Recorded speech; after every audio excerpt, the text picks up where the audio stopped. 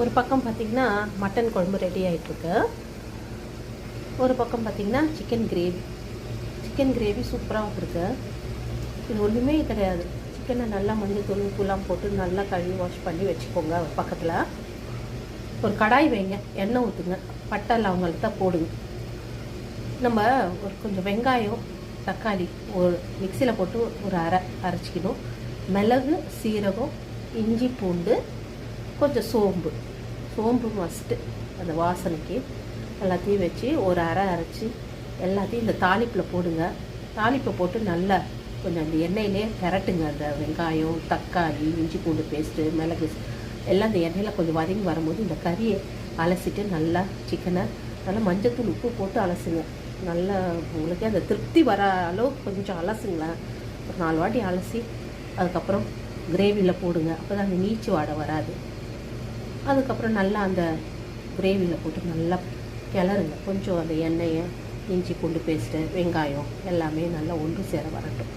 அதுக்கப்புறம் கொஞ்சம் மஞ்சத்தூள் கொஞ்சம் மிளகாய்த்தூள் கொஞ்சம் உப்பு கொஞ்சம் வேணும்னா கொஞ்சம் கரம் மசாலா கருவேப்பிலை கொத்தமல்லி இதெல்லாம் போட்டுட்டு ஒரு நல்லா அந்த எண்ணெயிலே கொஞ்சம் அந்த வெங்காயம் தக்காளியோட இந்த கறியை நல்லா பெரட்டுங்க.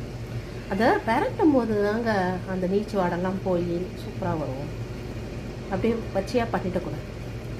பெரட்டும் போது அதுக்கப்புறம் கொஞ்சம் லைட்டாக தண்ணி விட்டுக்குங்க.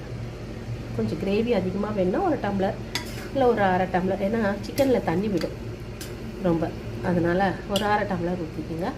ஊற்றிட்டு அதை நல்லா மூடி வச்சுருங்க.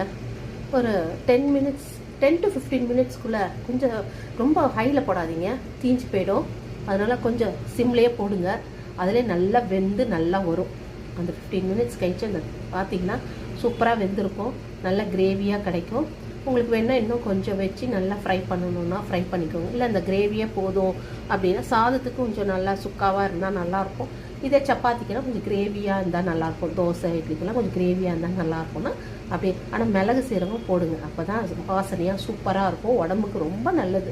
அதுவும் இந்த பனிக்காலத்துக்கு இந்த சிக்கனில் மிளகு சீரகம் போட்டு நல்லா ஃப்ரை பண்ணி கொஞ்சம் சாதம் போட்டுட்டு சாப்பிட்டுங்க. சூடாக சாதம் போட்டு அந்த கிரேவி போட்டு சாப்பிட்டுங்க.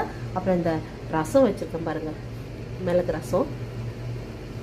இது அழகாக ஒரு கொதியிலே அப்படியே ஆஃப் பண்ணிவிடுங்க. சூப்பராக ரசமும் நல்லா சுட ரசம் கிரேவி மட்டன் குழம்பு எல்லாமே ஆகிட்டுருக்கு. நீங்களும் செஞ்சு என்ஜாய் பண்ணுங்கள். ஜெயாஸ் கிச்சன் ஹோம் ரெசிப்பியில் இன்றைக்கி இதுதான் ரெசிபி. மட்டன் குழம்பு சிக்கன் வறுவல் மிளகு ரசம். இது ஜெயாஸ் கிச்சன் ஹோம் ரெசிப்பியில் பண்ண சமையல் பண்ணிட்டுருக்கேன். இப்போ தான் பண்ணி